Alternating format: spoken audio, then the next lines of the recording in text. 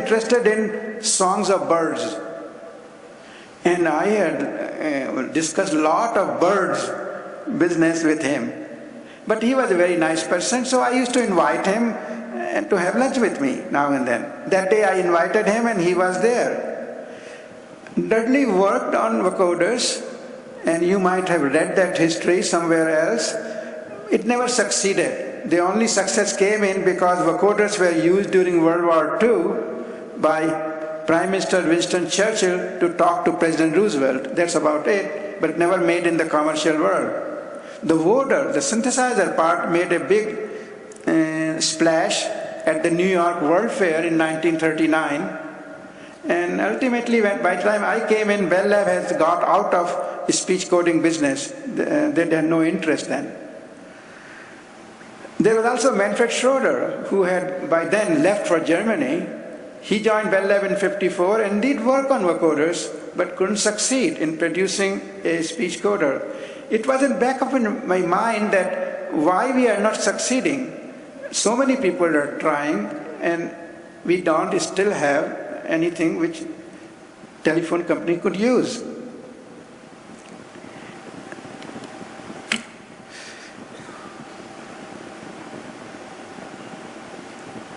Manfred Schroeder made a good remark that day. He said, here are 4 generations of speech coding people in this room.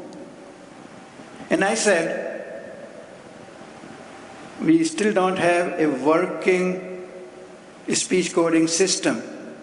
4 generations of people worked and still could not produce a workable system.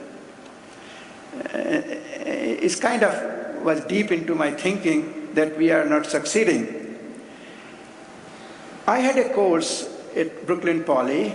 We used to call it not Polytechnic Institute of Brooklyn, but Brooklyn Poly. Professor Misha Schwartz ran that course, and it was a good course because he said, each one of you students come with 2 papers and discuss in this meeting that afternoon. I was weak in math, so I selected 2 papers written by people who work in the math department, so I can learn something from them. And one paper I selected was the paper by Peter Elias. It was based on his thesis, which he submitted to MIT in 1950, and published this paper in 1955 in one of the IEEE journals. I was attracted by the introduction of that paper. He said 2 major things have happened during the last 25 years. Work of Wiener on linear prediction and work of Shannon on transmission of signals. I said that's a good topic to be involved in that. And here are 2 papers I selected for reading and digesting and discussing there. I will just mention first the essence of these papers. The Shannon's paper is a well-known paper now. He submitted the manuscript of this paper somewhere in mid-40s, and it was published in later 40s, but he gave talks and conferences in early 40s. The paper is Communication in the Presence of Noise, a very simple paper idea, because that's what a telephone company should be concerned about. But indeed, when I mentioned it to speech people, they said it's all garbage, because speech is a very special means of communication where we don't follow what Mr. Shannon says, because they didn't understand. Human speech system is a most robust system for communication, is the next to the impossible thing to destroy intelligibility of speech by any means. And nature has designed us to be able to talk to each other in very adverse environments. But most of the Bell Lab speech people, although the information theory, Shannon's people were the next corridor, the mathematicians, they never talked to each other. So even Bell Lab, which was a great organization, this kind of lack of communication was going on. Shannon said something what we all know now. There is we call it Shannon's ideal channel, and you must have read that and I don't want to discuss that, but he said that the transmitted signal in any efficient system must be white noise. I said, why white noise? Why should you transmit white noise if I want to send a speech? Dudley didn't do that. He took some spectral parameters and did something here and there. He never transmitted noise. And it made me think, how do I convert noise to speech at the other end? Because people have to listen to speech on their telephone. But it's a new thing. I didn't know much about speech, but it gave me some opportunity to think. But I liked that paper by Peter Elias, and I read on linear prediction, and this was 1967 then. I started working on my PhD thesis on speaker recognition in 66, and Professor Schwartz said by 67 you should wind up the affair, write down the thesis, we will have a thesis defense. So 67 I had to do my thesis defense. But this paper was so kind of interesting, I started working on predictive coding, as Peter Elias has said. And Professor Schwartz was a little bit annoyed that rather than working on my thesis, which I am supposed to get my degree in 68 next year, and I won't get a degree unless I write a thesis, that I started another project on predictive coding. It was very kind of, I found it at that time very exciting. I won't go into details of predictive coding, except I spent about 15 years on this predictive coding. We call it adaptive predictive coding because predictors were time varying. I gave my first presentation of this work at the 1967 Conference on Speech Communication. There was no speech organization like Interspeech then. There was audio and electroacoustic group, the closest to speech was. And that conference was held at MIT at the Cressley Auditorium. The maximum attendance was 300. Ben Gold was the chairman of the session where I gave the talk. I don't know whether I understood then what I was talking about, but I was very excited to talk about this. And I played a tape. First, speech. Second, transmitted signal. That's white noise. And the third, the speech created from white noise. And people were impressed because a lot of people remarked, how could you create a speech from white noise? Only unvoiced speech will come, not the voiced speech. Vowels will not come. How does happen? And it's kind of interesting experience. Let me see what I am next. No, sorry, it has been 2 times. So, oh no. Backward. Oh, this is the backward, sorry.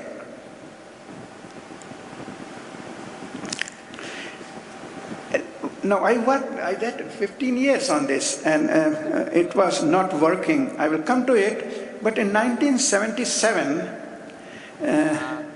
one of the lab director, his last name was Penzias, and first name he used to call Arno. He had done great work on cosmic radiation in 60s, and indeed in 78 he won the Nobel Prize in Physics. He came to me and said, you know, we have found that the Soviet Union is building an embassy in Virginia, which is in direct line of sight between Washington and New York. We know why they are doing that. They want to monitor all our communications which were taking place on microwave links, which, not fiber optics, microwave links was the medium of transmission then. And we want a solution. Do you have something? Because he had heard that I was working on speech coding, that I can put a speech coder, encrypt it, so Soviet Union people can't hear our conversations. Well, I never thought about that. I did some checking. The microwave links were 4 kilohertz wide. I asked him how many bits can go. He said at the best, maybe 8 kilobits. That's about it. I didn't have anything around 8, and what a disappointment. He went away, and I felt bad. That here we always complain the company don't take our research and do something. When they come for application, have nothing. And the same feeling I had. Four generations of speech coding people have not produced anything. And here, same thing. It was 1977. Manfred came for a visit, and I told him about this episode. He said, what is the problem? I said, the speech is noisy. The best speech comes out from predictive coding is not as good as, 8-bit mu law, PCM was the standard telephone communication. That was 8 times 8064. 7, 6, I was getting about 5.5, I did A-B comparisons. 5.5 log mu law PCM, which is much inferior. So Manfred asked, and we also asked, why do we hear noise? I am producing a speech, and why does he want to hear noise? Manfred has worked as a director of acoustics, visual, and speech research at Bell Labs, and he didn't know the answer, why do we hear noise when I produce coded speech? Well, Manfred said, let's get the hearing people. He said, let's get Joe Hall. And then 3 of us worked to understand why we hear speech. Is obvious now. We hear noise simply because in between formant regions, there's not much speech energy, and the coders produce noise in that region. We hear noise there. Basilar membrane, part of the basilar membrane has a lot of excitation from in between formant regions. We worked for 3 years on this project, and ultimately we introduced a new concept which was won as a paper award. We need subjective error criterion for our speech coders. Roughly at that time, I was getting visits from our development areas. They were saying FCC is going to announce soon that they will release bandwidth in the upper TV band for speech or voice communication. The cellular systems which you use today, not digital, analog ones, but same principles. The cellular is a very basic concept, was invented in 1947 by Bell Labs.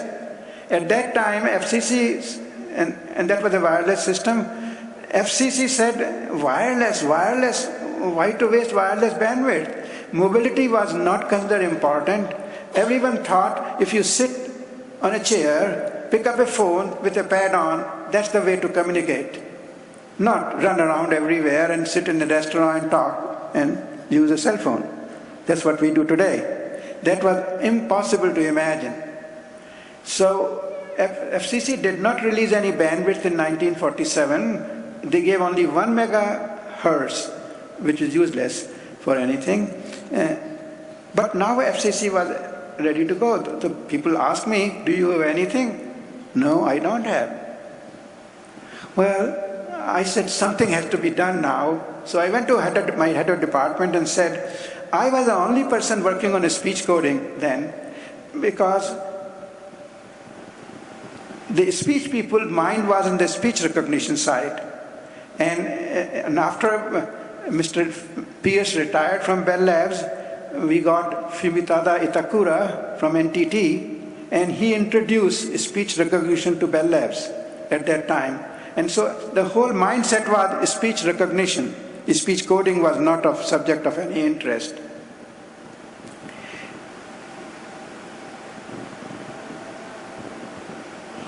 I told my head of department that I need at least one person so I can talk to him and discuss things. And it's better to have 2 people working rather than 1 people working in isolation.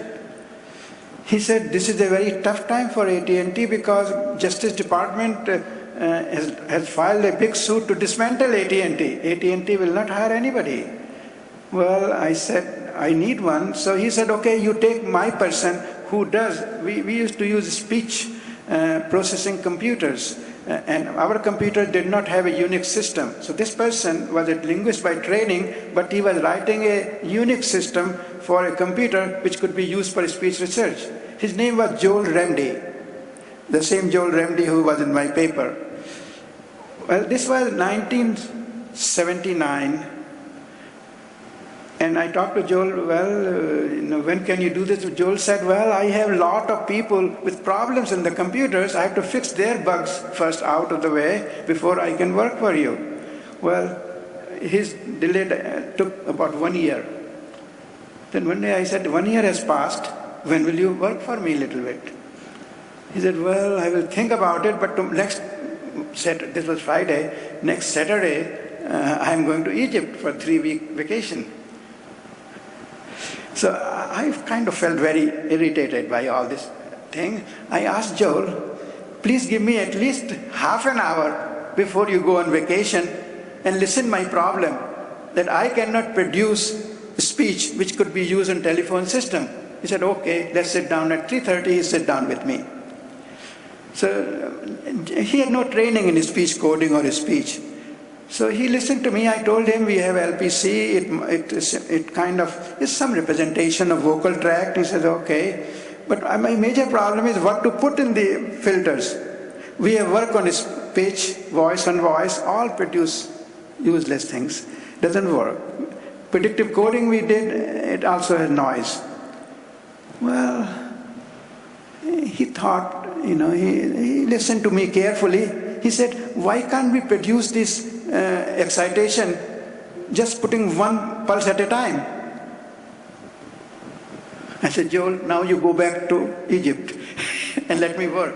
Because the moment he said that, occurred to me, of course, I can build the whole excitation signal pulse by pulse, and I know enough mathematics to optimize that. So immediately I took off, went in the evening, wrote a program, analysis by synthesis program, to find 1, 2.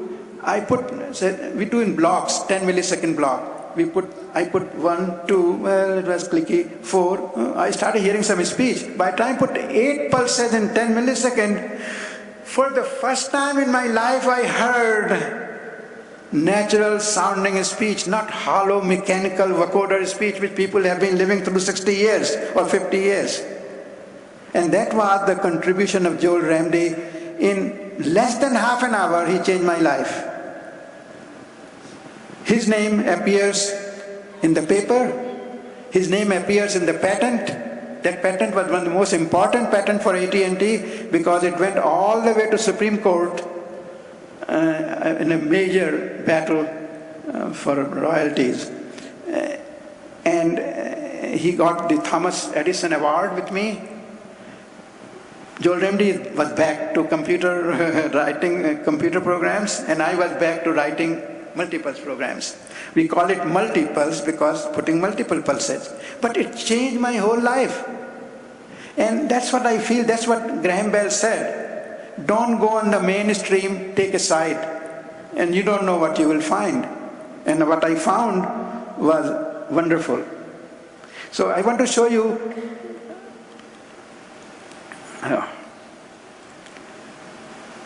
the multipulse. The slight thing I wanted to mention why predictive coding didn't work, but maybe let me mention, not because I may run out of time. It's an interesting point which doesn't say anything I solved. What happens is our theory of filtering is based on time invariant filters. We say we put the input, we convolve and get the output. And we use Fourier transform and gives everything right. But if vocal tract is time varying, then there's a matrix operation. And if you do the matrix operation, mathematics is very horrendous to do anything about it. We go on changing the parameters. So what happens to take a LPC filter, moment you change a parameter, all the memory of the filter is consistent only with the previous coefficients, not the new coefficient. And there is a transient there. The transient appears ultimately with noise, like noise, because it gets smeared. And we go on producing noise every 10 milliseconds in this filter, and that was the source of noise in all my adaptive predictive coding, which I could not make work. I could not do anything with that thing because there's no way you can solve this problem mathematically. It must be very complicated. But I could not solve this. Multipulse worked. and this is one of the diagrams you might have seen. I put a long delay predictor. It was a very successful coder. In 1962, I gave a talk at ISCA. People at Philips were very interested. They put Peter Kroon to work on this thesis, and came the GSM technology from there. Peter Kroon did a very good thing there. He said, why not we put pulses at regular intervals, except one pulse every 10 milliseconds was determined by analysis by synthesis. If you put regular intervals, the computer doesn't have to figure out the pulse locations. Hence, it is much faster algorithm. That was a very good contribution, and that's the basis of all GSM standards. So again, I am saying is, if half an hour talking to a person who never did any work in speech showed me a path which produced the first standard ever for digital speech, and that was in Europe, GSM. But this thing kind of made me a little bolder. I said, we have a lot of garbage sitting in my head. Forget it. Start new. I made a model of the speech signal which is different. We were taught voice and voice decisions or pitch and all sort of things, vocal cord, a lot of glottal pulses model, all sort of things people have done and given reasons that they are good. I said, let's model speech as a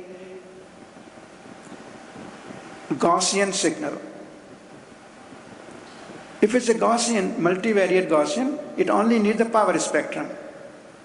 The LPC analysis plus long delay and short delay predictor will provide me the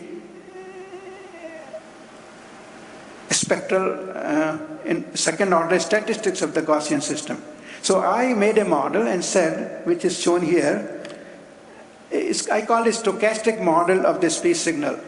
You put white Gaussian signal at the input of a time-varying linear filter and you get synthetic speech. If you mention this to speech people, they say this is nonsense. This will never produce any speech because you can't put white noise into a time-varying linear filter and get any voice-to-speech right. But it did. I did this exactly. I got a speech, it was slightly hoarse. I said, again, trouble. But then occurred to me that it's hoarse because it's a time-varying linear filter. Well, I could not develop a theory to correct the time-varying part. I said, well, what we could do is simply to correct it by force almost. I can put a code book of vectors and change the memory of the filter every 10 milliseconds. Because I have changed the filter coefficients, I can correct it by putting a correcting system there. Now whether I put the correction at the every tap of the filter or the input is better actually, I can put all the corrections at input end. And here was born the idea which you call code-excited linear prediction. We didn't call that way. When I did this work, two things happened. This was very slow in terms of implementation. It was taking roughly between 100 to 150 times real time on a supercomputer, which is Cray in those days. Cray computer was expensive, $2,000 an hour. Now you can compute, if I produce several minutes of speech now and then, I will consume a lot of money on my budget. And that's what happened. In a month I have exhausted Mr. Flanagan, who was my department head, a significant budget of the computing nature. And he called me and said, well, what are you doing? We will have no money to compute if you go on computing like that. I said, what can I do? Each run I do, I sometimes make a mistake, I lose $50. Well, he didn't say no, but he said, I will talk to my boss. And then he talked to his boss. And ultimately this reached to the highest center. Mr. Penzias was our vice president for research then. And Mr. Penzias heard about that. He said, how much did the Cray cost? They said $20 million. But Cray had 4 processors. Well, he said, you don't need 4, you only need 1. 5 million, he said, give him 5 million right away and buy a Cray. So but Cray maintenance is very expensive. It was cooled by liquid helium. So Penzias called the Bell Labs and said, you maintain this one processor on top of 4. No problem, because it cannot be done in the lab. It has to be done in the basement of the research building. So I got my Cray and I started doing my research. That problem solved. And that, again, I will say Bell Lab, the technical things took priority. I needed $5 million, they gave me right away. Didn't even think at the, and it's kind of very interesting story. When I was watching the display here, they said 1 billion cell phone here in India. Now I tell you my experience. In 1983, when AT&T was split, I was going to Eindhoven, and my next passenger on the other side was Peter Fenner. He was the boss of AT&T Networks, a $30 billion business. And I introduced myself, he introduced, I said, aha, you are a good person. Tell me why AT&T is getting out of wireless business. He said, wireless business has no business. He pulled out a report written by from McKinsey, one thick report. It said at the best by year 2000, he is saying 1983, at the best by year 2000 there will be 10,000 cell phones. Why AT&T? AT&T is the largest industrial corporation, $100 billion revenues. Why will we go in a business for 10,000 phones if we take the worldwide business? He said, it's a nonsense. Cell phones will never sell. Today you have 1 billion here, 3 billion worldwide. Well, AT&T deserves the fate it needed. By 2000 it died.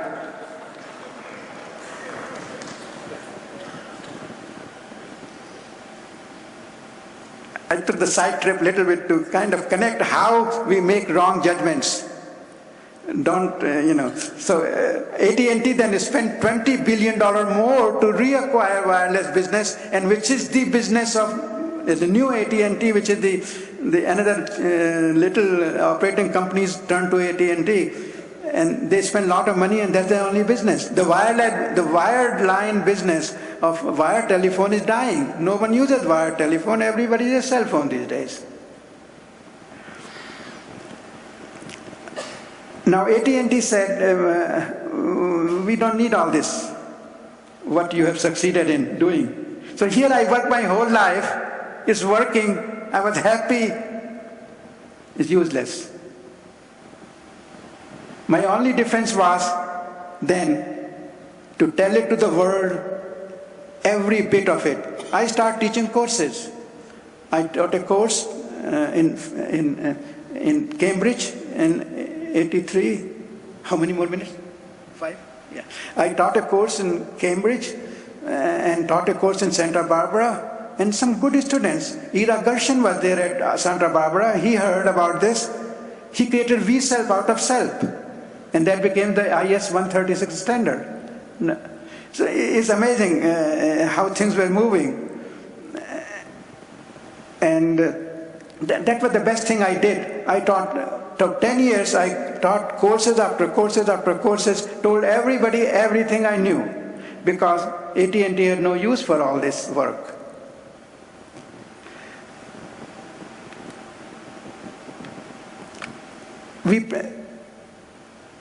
I couldn't, because I was in Cambridge. Manfred Schroeder then gave a talk. I could not talk about this work to speech people. I had a big argument with one of the speech people.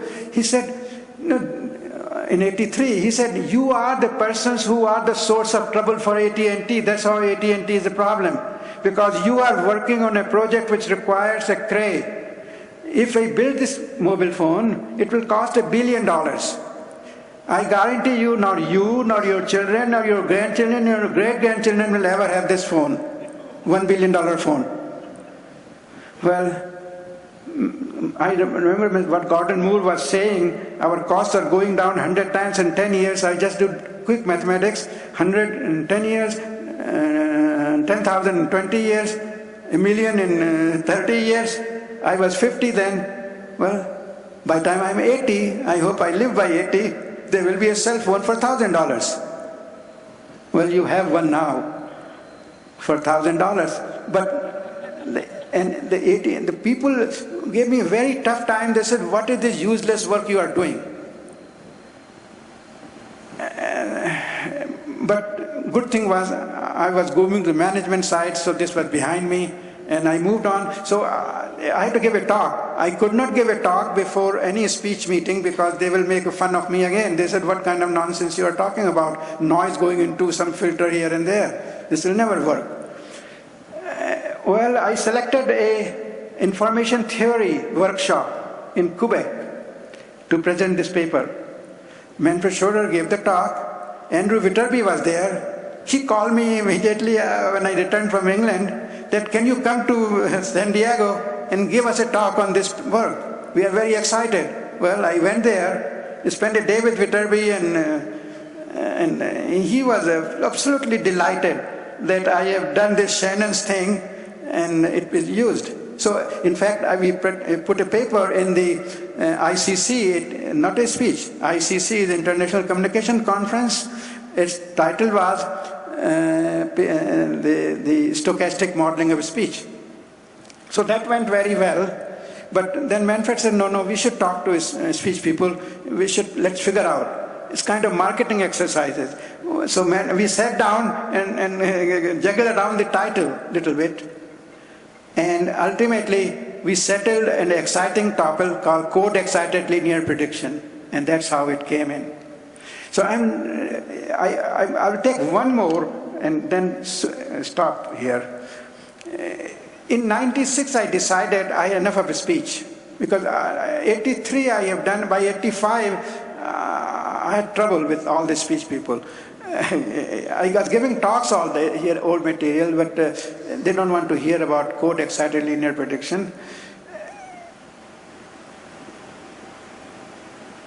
And I was then doing more of what I call making PowerPoint presentations, showing to our business people how great work we are doing. That's nothing to do with research.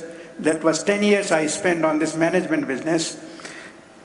In 96, I quit and joined AT&T, split into two pieces. Bell Labs was one, and AT&T Labs became another Bell Lab kind of entity. I joined that entity. David Nagel, who used to work for Steve Jobs, was his president.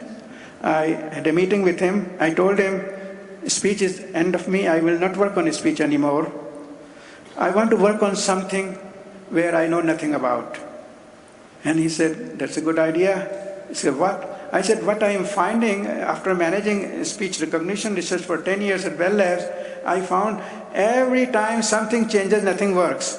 We had whole Wall Street Journal thing. We first used to make recording of very carefully chosen environments. Well, we want to test it. We have a Wall Street database. Well, they put a TI database, nothing worked. We don't accept variability easily. So I asked, why is that? If I have anything like a shirt, I can crumple the shirt, a still person says there's shirt. I can put colors on the shirt, it's still a shirt. He said, I worked on this problem as a part of NASA Ames Center when I was working there. And there's a person called Pentti Kanerva who worked on that. And he pointed me in the right direction. I bought his book, and this is just a little thing. That book was very good. And I won't mention anything about what's inside the book. I really like that topic.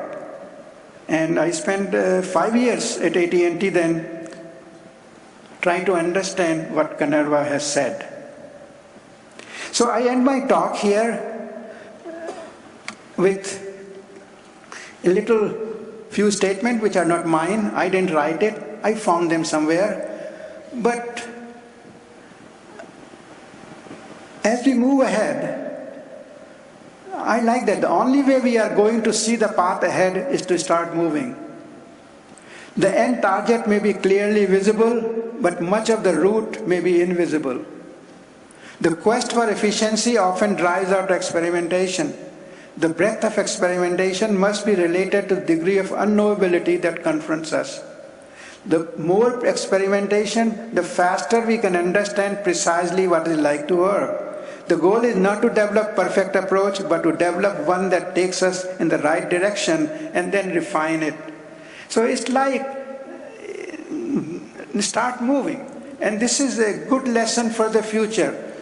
Past is gone, present is going away. The future is, we are building it, but build yourself by, like a child does.